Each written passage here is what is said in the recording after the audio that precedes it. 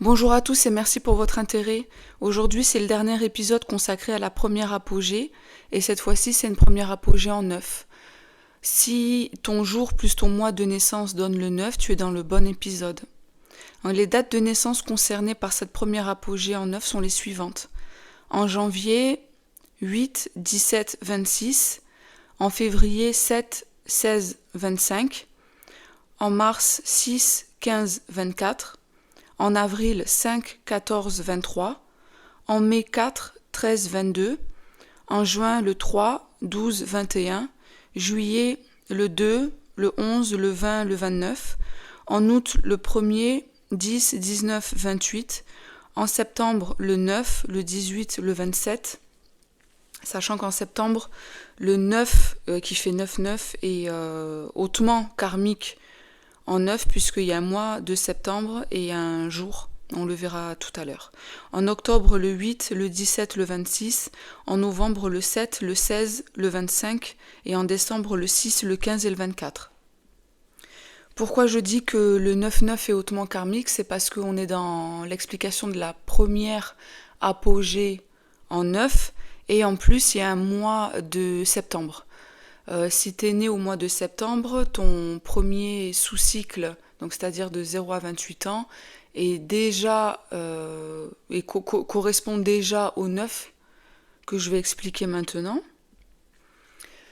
Donc qu'est-ce que c'est une première apogée en 9 ou un sous-cycle en 9? C'est un prorata d'une précédente incarnation. Donc si tu crois à la réincarnation, on explique que quand tu as un sous-cycle en 9 ou une première apogée en 9, c'est que dans la précédente incarnation, tu n'as pas terminé une action, tu n'as pas terminé une relation, tu n'as pas terminé une situation et tu viens la terminer comme ça dans ta première partie de vie.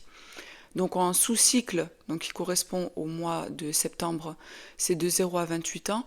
Mais en première apogée, je te décris les dates selon ton chemin de vie en barre de description. C'est aussi une apogée qui correspond à de la générosité, du don de soi. On développe et on cultive un esprit altruiste, un esprit généreux. On peut faire des voyages humanitaires et on peut avoir été expatrié avec ses parents ou pas, ou plutôt dans l'âge adulte. Ce qu'on appelle un prorata d'une incarnation passée, comme je l'ai dit tout à l'heure, c'est que dans une précédente incarnation ou dans l'arbre généalogique, il y a quelqu'un qui n'a pas fini une action et c'est toi qui viens finir l'action d'un ancêtre. Et si tu crois à la réincarnation, c'est que dans une vie passée, par exemple, je sais pas, peut-être que tu es mort trop tôt, donc t'as pas fini le mariage, par exemple, t'as pas clôturé un mariage avec ton partenaire. Peut-être que tu étais quelqu'un qui se disputait sans cesse avec son frère ou sa sœur et il fallait une réconciliation et il s'est passé quelque chose de brutal, ou alors tout simplement vous n'avez pas réussi à vous réconcilier, donc vous venez vous réconcilier dans cette vie-là. Qu'est-ce que ça peut être? Ça peut être que par exemple tu n'as pas réussi à avoir d'enfant, réussi dans le sens large du terme, hein, voilà, peut-être que c'était pas réussi parce que tu pouvais pas avoir d'enfant, peut-être que c'était pas réussi pour peu importe les raisons, et maintenant, dans ta première partie de vie, tu viens avoir un enfant, bon, surtout si tu es en chemin de vie 6 ou en chemin de vie 3.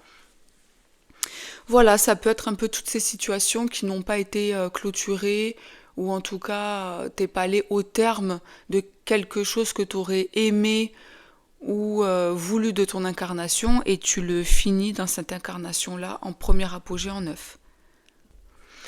Si tu as des doutes, n'hésite pas à me donner ta date de naissance en commentaire et à me partager tes expériences en première partie de vie.